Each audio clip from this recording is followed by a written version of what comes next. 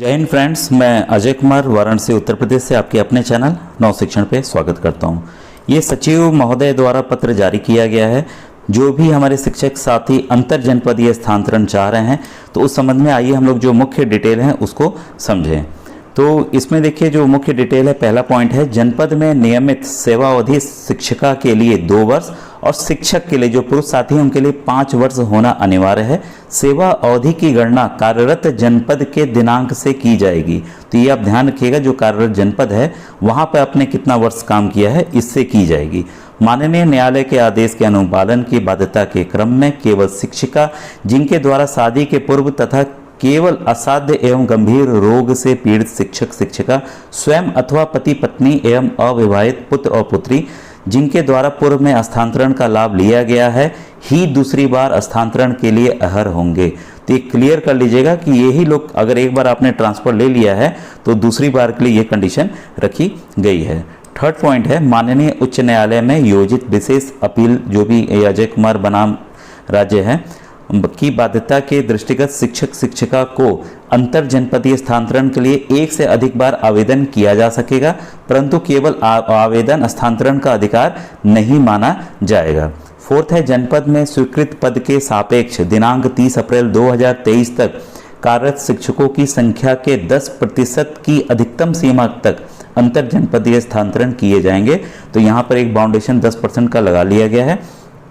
किसी जनपद से स्थानांतरित होकर जाने तथा आने वाले शिक्षक एवं शिक्षिका की अधिकतम सीमा 10% होगी। अंतर जनपदीय स्थानांतरण ग्रामीण सेवा संवर्ग से ग्रामीण और नगर वाले नगर में जाएंगे। सिक्स्थ है अंतर जनपदीय स्थानांतरण प्रक्रिया में शिक्षक शिक्षिका द्वारा अधिकतम 7 जनपदों का विकल्प दिया जा सकता है, परंतु अंतर जनपदीय स्थानांतरण का लाभ प्राप्त करने के लिए कम से कम 1 जनपद का विकल्प दिया जाना अनिवार्य है। तो आप 7 तक अधिकतम दे सकते हैं, लेकिन आप अगर उसी जनपद में चाहते हैं तो एक ही आप ऑप्शन सेलेक्ट कीजिएगा। विकल्प नहीं दिए जाने की स्थिति में ऑनलाइन आवेदन स्वतः निरस्त माना जाएगा।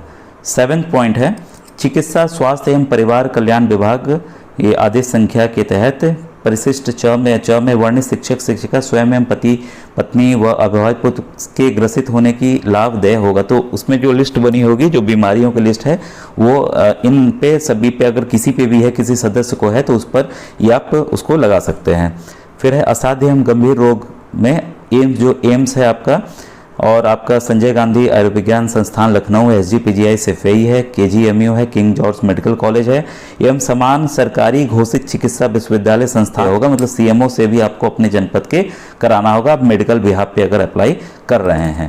नंबर 9 है ऑनलाइन आवेदन पत्रों का सत्यापन जनपद स्तर पर समिति द्वारा किया जाएगा। अब देखिए भारांक जो है किस वरीयता किस आधार पर दी जाएगी, अंकों का निर्धारण किस आधार पर है। सेवा के प्रत्येक वर्ष के लिए 1 अंक, अधिकतम अगर आपने 20 साल भी कर लिया तब भी आपको 15 ही नंबर मिलेंगे 15 साल के लिए। दिव्यांग अध्यापक अध्यापिका अगर स्वयं हो, पति हो या पत्नी हो या अविवाहित पुत्र पुत्री हो, अगर उनको दिक्कत है तो 10 नंबर उसके लिए है। इसके बाद है थर्ड पॉइंट है असाध्य या गंभीर रोग से ग्रसित अध्यापक अध्यापिका स्वयं पति या पुत्र या पत्नी या अविवाहित पुत्र पुत्री, तो ये इसके लिए 20 नंबर है। इसके बाद है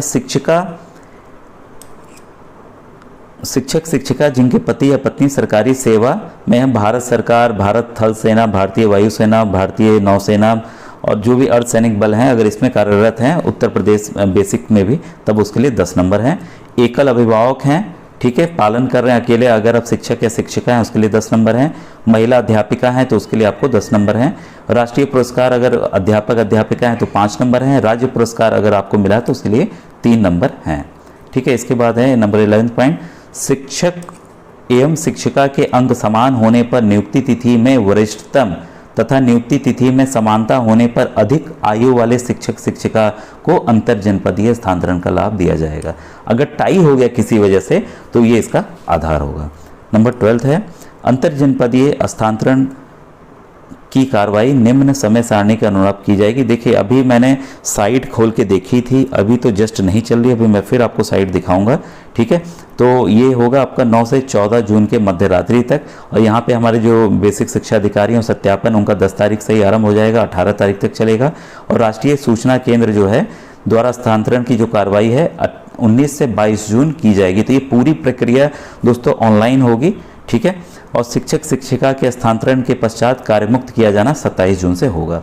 ये ध्यान दीजिएगा, जब भी इस तरह की कार्रवाई होगी तो आपको बीएसए ऑफिस बुलाकर सामने सब चीज़ें दिखाकर की जाएगी, ठीक है। जो साइट आपको खोलनी है वो ये है interdistricttransfer.upscdc.gov.in।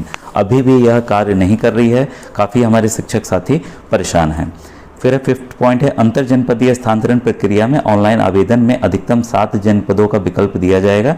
और ये हम लोग चीज़ें पढ़ चुके हैं, ठीक है। तो इसमें अलग और चीज़ें नहीं है। अब आइए यहाँ पर देखें, एक पॉइंट दिख रहा है अलग से, अंतर जनपदीय स्थानांतरण हेतु केवल ऑनलाइन आवेदन पत्र राष्ट्रीय सूचना विज्ञान केंद्र लखनऊ द्वारा विकसित वेबसाइट पर स्वीकार किए जाएंगे। मैनुअल आवेदन पत्र रजिस्टर्ड या स्पीड पोस्ट कोरियर द्वारा नहीं। तो सब कुछ जो करना है दोस्तों वो पूरा का पूरा आपका ऑनलाइन ही किया जाएगा, ठीक है।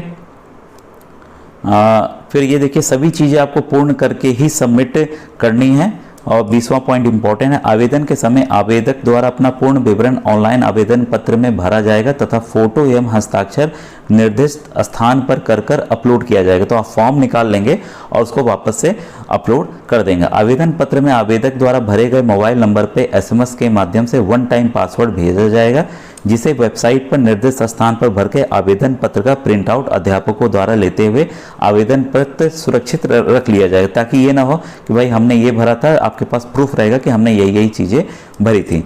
फिर देखिए नंबर 21 है, जिला बेसिक शिक्षा अधिकारी द्वारा समय सारणी के अनुसार सत्यापन एवं डाटा लॉक करने की कार्रवाई की जाएगी।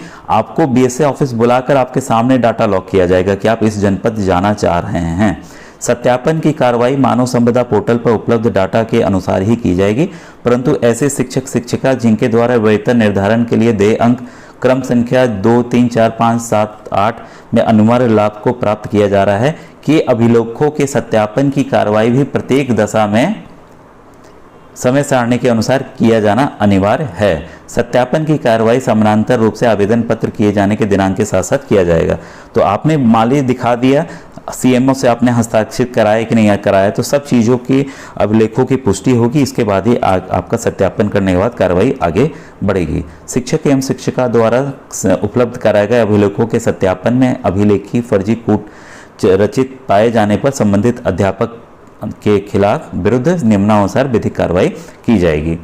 अब अंतर जनपदीय स्थानांतरण की कार्रवाई निर्धारण पारदर्शी तरीके से की जाएगी। और फिर है ये पोर्टल खोले जाने के संबंध में अलग से दिए जाएंगे। तो ये देखिए आदेश जारी किया गया है हमारे जो सचिव महोदय हैं श्री प्रताप सिंह बघेल द्वारा। तो ये थी इम्पोर्टेंट अपडेट। इसके बाद मैं आपको साइट दिखा रहा हूँ। दोस्तों आप किसी भी अपने ब्राउज़र में से खोज सकते हैं, साइट है आपके सामने interdistricttransfer.upsdc.gov.in। अभी भी देखिए ये सर्वर एरर दिखा रहा है, एक्सेस इज़ डिनाइड। तो मेरे ख्याल से आपको वेट करना होगा। तो जैसा भी न्यूज़ आएगी तो मैं फिर से इसको दोबारा करके आपको बताऊंगा।